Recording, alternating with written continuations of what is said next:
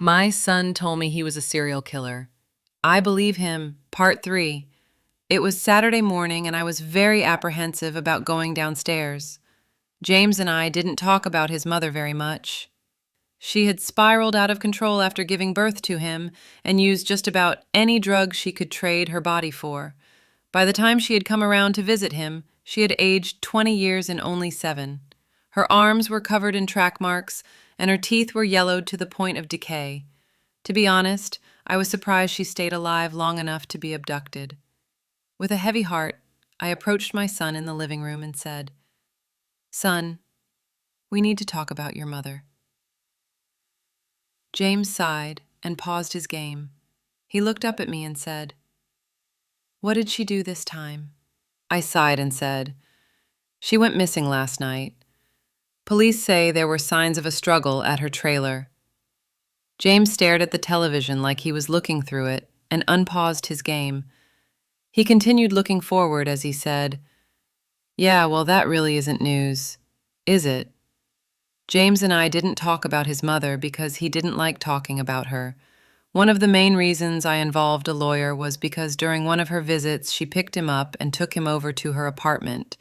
Apparently, she had a few customers come by while my son sat on the couch. His first real visit with his mother turned into junkies sitting next to him on the couch as they plowed $20 a pop to nail his mother. 3 hours later, a guy James called Steven dropped him off at the house. He was there when I got off work. I asked him what happened, and all we would say is that his mother didn't want him there anymore. He had sat outside without a jacket for 4 hours. Of all the things that could have happened to him, I was relieved more than anything that it had been so minor.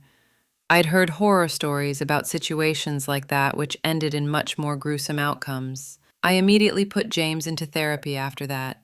Within a few years, his affect returned to normal, and the visits to the therapist became less frequent.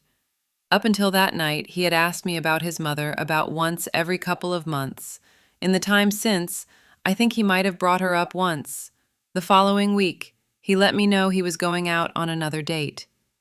My penned-up worry manifested that night in pulling up an app on my phone. He drove to a random address on the other side of town and then out to a spot in the middle of nowhere. I installed the week several weeks prior and didn't give it much thought. However, I hadn't been aware that it had been tracking his movements. Like and follow for more.